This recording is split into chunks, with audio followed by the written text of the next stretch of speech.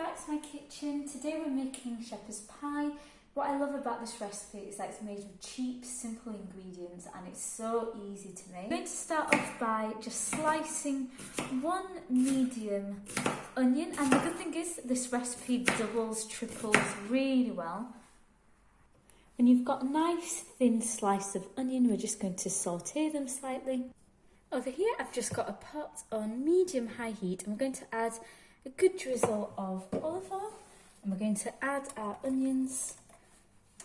I guess my pan's not quite come up to heat yet, but we're just going to add our onions and we're going to let them brown slightly. Just add a little pinch of salt. This just helps your onions sweat that little bit more without just burning, plus it gives some flavour to them. I like to just pop a lid on top. This just helps those onions cook a little faster. I've not added too much oil to my onions to help them cook because I'm using a slightly fattier mince than I originally intended. It was all they had, and I don't want my shepherd's pie to become too greasy and fatty.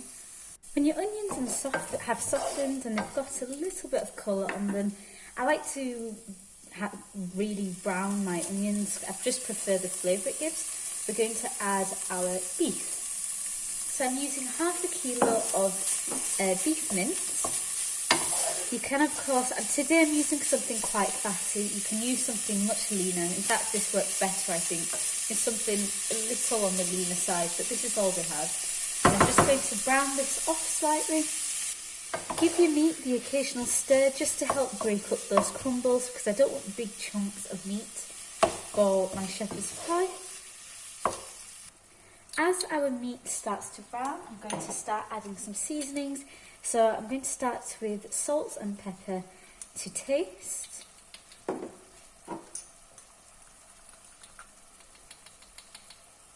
Using ground black pepper. I like a good healthy amount. And we're going to add some garlic. Normally I would use around 3 medium cloves of fresh garlic.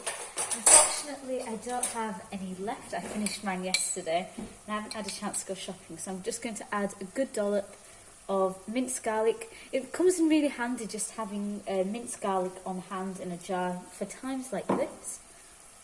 I also like to add a pinch of paprika just for the colour.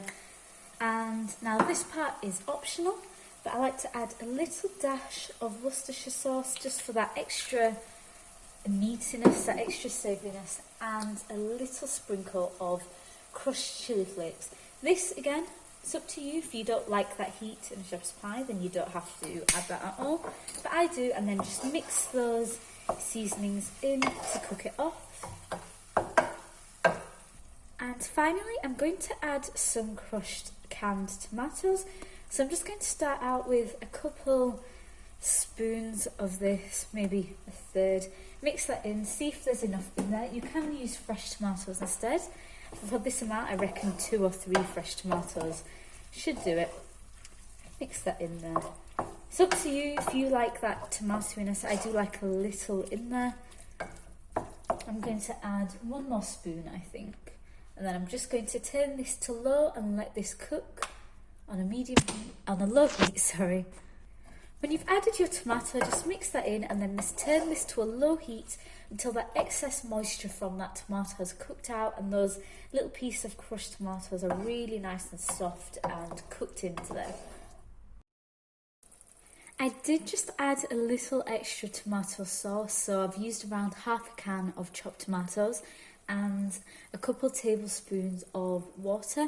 This is because this was tasting just a little fattier than I wanted, because it wasn't really the meat that I wanted to use, but it was all they had. If you want, you could add some extra onions at this point. You could add some little pieces of carrot, some vegetables in there, but I just want mine to be simple. Whilst my meat is cooking, I've just peeled and sliced around 4 medium-sized potatoes. I'm just placing them in cold water. This just helps them stop browning and it gets rid of that extra starch.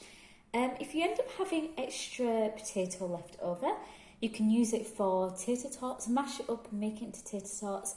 You could use it for a fish dish or a fish pie. Sometimes I like to pipe them out for little roast potatoes, which give you a really nice crispy, fluffy, like a crispy outside and a really fluffy, enjoyable middle. When all of that moisture and tomato and water that you've added to your meat has cooked away, and you should be left with nice tender pieces of nice tender mince meat in here, we're going to layer it into our dish. So I'm using a glass Pyrex dish. Smooth it out so it's in there evenly. Before you do turn off the heat, make sure you give it a final taste for seasonings. Make sure the salts, the pepper, the garlic is right. I did add a little extra pinch of each because I thought it just needed that little bit more. Remember, you want to taste this through that creamy potato that you're going to spoon on top. Now we're going to prepare our mashed potatoes. So I'm boiling my potatoes. I'm going to add some salted water. We're going to let these boil until they're really nice and tender. I'm adding a lid just to help it boil, but I'm leaving a bit of space just to help it stop boiling over. When your potatoes are nice and tender, you should be able to stick a fork through them very easily and they'll be falling apart really. Drain the water and we're going to mash them up. Unfortunately, I lost my potato masher when I moved, so I'm just using my trusty rolling pin. So you could use this if you don't have anything else on hand. And it works quite well, as you can tell. So we're going to mash this up really well. When you've worked out all those lumps that are in your mash, add a good amount of salt. I'm going to add a little bit of black pepper, not too much, just a touch. Because I don't want this to taste like black pepper. And a little sprinkle of parsley. I like this just for that extra little oomph in there. And finally, we're going to add a good dollop of butter, a really good knob. I'm going to start with around this much. In fact, I'm going to add a little more because I like the mash to be really creamy for my shepherd's pie. I notice that the creamier I can get it, the better it also tastes the next day when you're having leftovers. Like, it doesn't give you that old potato taste. I'm just going to mix that in there. I'm just letting that butter melt in. Sometimes if you want it to be a little more special, you can add some shaved parmesan. I've just given it a quick taste and it's already tasting really nice and buttery. If you're struggling to get those lumps out, you could even pass it through a strainer. You can use a hand blender or buy a potato ricer. And we're just going to add some milk. This is just to help loosen up this mash a little bit and get it to the consistency like that you want. Some people prefer theirs at a thicker consistency. As I said, I prefer mine a lot creamier, a lot looser, just because it tastes better the next day. And to be honest, I love the creaminess it gives to the shepherd's pie. The mash and the cheese to me is the best part. So we're going to add plenty of milk.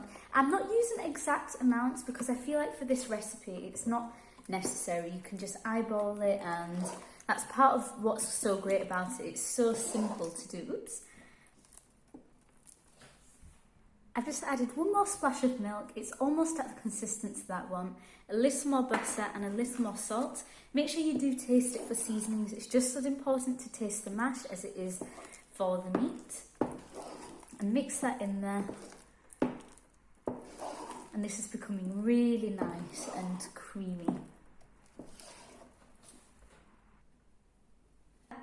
When your mash is perfectly how you like it, it's nice and creamy and buttery, we're going to spoon it on top of our minced meats that we have.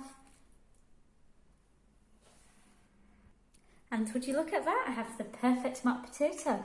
So what I want to do is I just want to rough the top up a little, give some little bumps and grooves here and there. It could go into the oven straight like this, but I do want to grate a good amount of cheese on it. And the reason I'm making these little dips is because I want little craters of cheese in there. I just want this to be extra decadent and delicious. If you want to put it in the oven straight, just now as it is, put it in at 180 degrees until it's nice and golden brown. If you're adding cheese, just wait that extra step. I'm just going to add a good sprinkle of cheddar cheese. I like a really thick layer of cheese. Of course, you don't have to add as much as I'm adding right now, but to me, it's the best part of the shepherd's pie, the creamy mash with a good layer of cheese on top. If you wanted, you could also put some slices of tomato there. I don't think I fancy that just today, or maybe I will, we'll see. But when you've got a good layer of cheese in there, this will be ready for the oven. You know, I think I am going to add that tomato. I like the colour, I like the flavour it gives when it roasts up a little bit. As you can probably tell by now, this isn't the most traditional shepherd's pie. In fact, it's not at all, but I prefer it, to be honest. I can find traditional shepherd's pie a little plain, a little boring. This just spruces it up a bit, brings it to life.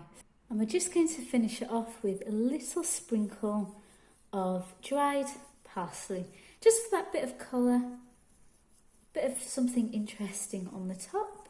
I like a good generous sprinkle. And this is ready to be ready for the oven. When I add cheese, I like to cook it between 160 and 170 degrees Celsius. This is because I want the shepherd's pie to cook before that cheese browns too much. Otherwise, if it's without cheese, you can cook it straight at 180 until bubbling. So I took my shepherd's pie out of the oven when it was golden brown on the top and super bubbly, and it smells amazing. I like to tuck into mine pretty much immediately because I love when the potato is really soft and creamy. Of course, if you want your shepherd's pie to keep its shape a little more, let it set for 15 to 20 minutes and then tuck into it and enjoy it. However, this is just my preference. I like having it when it's a little oozy and creamy still. That's just my way of having it. But it's super simple, really simple ingredients. And if you enjoy the recipe, please do leave a like, subscribe, click that notification bell. And if you want to follow my Instagram, the link is in the description below. Thank you for watching.